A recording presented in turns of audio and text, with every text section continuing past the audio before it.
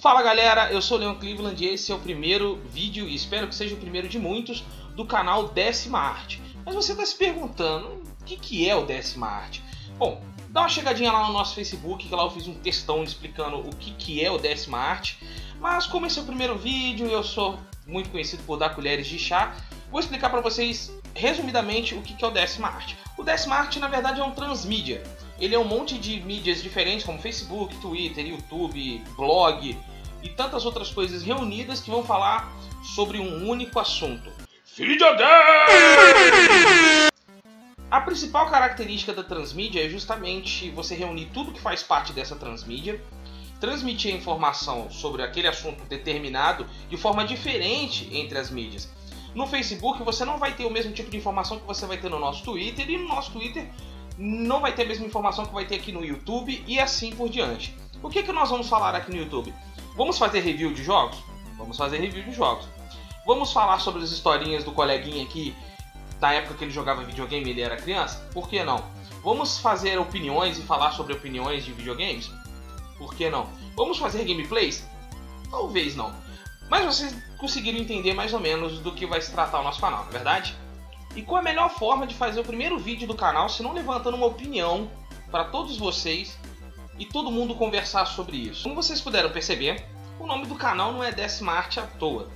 De acordo com críticos, teóricos, enfim, a galera que estuda essa área das artes, os games são considerados Décima Arte. De acordo com um cara que chamava... Como é que é o nome? Pera aí, deixa eu colar aqui. Ricciotto Canudo. Música, artes cênicas, pintura, arquitetura, escultura, literatura e cinema são as 7 artes. Se a gente destrinchar isso bem direitinho, numa boa, você vai ver que cada uma dessas artes ela evoca, olha que palavra bonita, hein? Evoca. Ela evoca primariamente um atributo que define ela. Como por exemplo, a música, ela é definida pelo som. As artes cênicas são definidas pelo movimento, a pintura é definida pela cor, a arquitetura pelo espaço, a escultura pelo volume, a literatura é a palavra e o cinema seria uma junção desses 6 atributos que eu falei antes.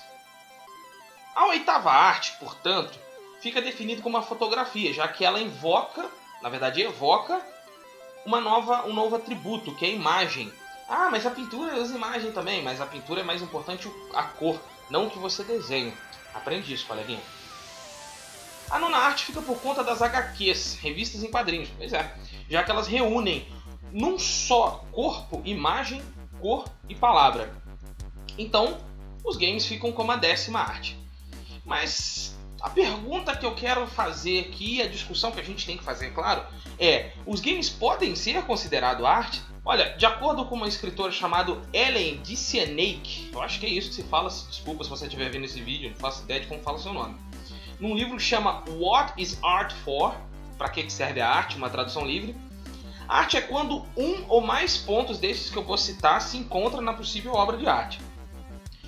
A manifestação de alguma habilidade especial, a criação artificial pelo homem, o desencadeamento de algum tipo de resposta no ser humano, como o senso de prazer ou beleza, a apresentação de algum tipo de ordem, padrão ou harmonia, a transmissão de um senso de novidade ou ineditismo,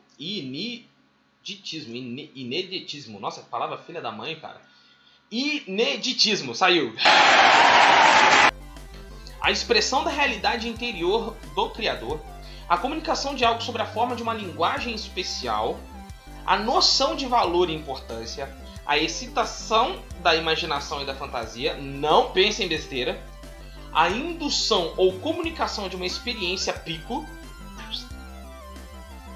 coisas que possuam reconhecidamente um sentido e ou coisas que deem uma resposta a um dado problema. Nesses pontos que a Ellen colocou no What is Art For, você consegue traçar paralelos, sei lá, praticamente todos os jogos.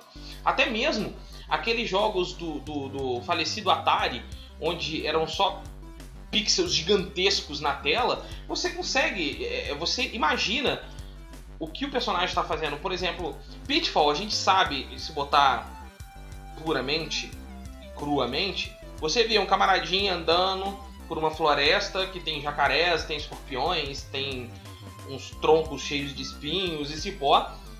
Mas a gente é levado a imaginar como aquele camarada é, qual é a cor do cabelo dele, enfim. Você imagina. Isso se eu pegando jogos antigos, porque se eu for citar jogos novos, você consegue traçar paralelo com todos eles, especialmente se a gente levar em consideração a terceira geração dos games adiante. Eu vou citar alguns exemplos atuais. Journey e Flower, por exemplo, os blockbusters como Witcher 3, Fallout 4, a série Final Fantasy por inteiro, aliás, RPGs em geral são muito artísticos. E até mesmo jogos que são decididamente competitivos ou não, aparentemente não artísticos, como Gran Turismo, GTA e Counter-Strike, todos eles possuem pelo menos 4. Vocês podem conferir. Pega a lista de todos os jogos que eu disse aqui, pega aquela listinha que eu falei pra vocês ali, dos atributos das artes, e vem que possuem pelo menos 4. Ou seja, só pela pura definição, os games podem ser considerados artes. A definição de arte ela pode ser um pouco subjetiva e ela é bem fluida, né? Ou seja, o que é arte para mim pode não ser arte para você. E se você levar em conta ainda que os games são novos, essa situação dos games com as artes fica realmente muito... fica tudo muito ainda no ar, né? E tem gente que faz videogame, grandes mestres, criadores de games, como por exemplo o Hideo Kojima, que é o criador da série Metal Gear Solid, ele mesmo, apesar de ser considerado por muitos críticos e até nós gamers mesmo como um grande artista, ele não se considera um artista. Ele se considera um criador de entretenimento. Porque para ele jogos são entretenimentos que às vezes tem algum elemento artístico. E isso tudo nos leva a uma outra pergunta. Será que entretenimento é um fator que exclui necessariamente a arte de alguma coisa? Os games são tão maravilhosos que eles conseguem reunir todos aqueles atributos que eu falei lá em cima sobre a arte num só, ou pelo menos quase todos eles. Reúnem todos, e ainda põem uma nova arte aí, que é a arte digital, no caminho. E ele é considerado, pelo menos eu considero, como a forma de arte definitiva. Porque você tem a música, você tem o som, aliás, você tem movimento, você tem espaço, volume, cores, imagem, tudo condensado numa única coisa que, diferente das todas as outras artes, ela tem uma coisa que é única dela, que ela conversa com você, jogador. A verdade é que definir o que é arte ou o que não é arte é muito complicado. Não é simples igual você pegar e falar, olha, isso aqui é um mouse. Não é simples. Porque depende da impressão pessoal. Romero Brito, é arte ou não é arte? Eu acredito que a partir do momento em que você, jogador, é tocado pelo game de alguma forma, emocionalmente, psicologicamente, enfim, se despertou algum sentimento em você, pimba, é arte. Não tem nem que discutir. E pra gente aqui do Décima Arte, não importa se o videogame é complexo, se ele é simples, se ele é linear, não linear, se ele é de luta, se ele não é de luta. Isso de fato não importa pra gente. Porque no fundo, quando a gente senta na cadeira, num sofá, pega no controle ou no teclado e no mouse, a gente está diante de uma verdadeira obra de arte. É isso aí, galera. Esse foi o nosso primeiro vídeo. Espero que vocês tenham gostado. Vocês concordam com a discussão? Discordam?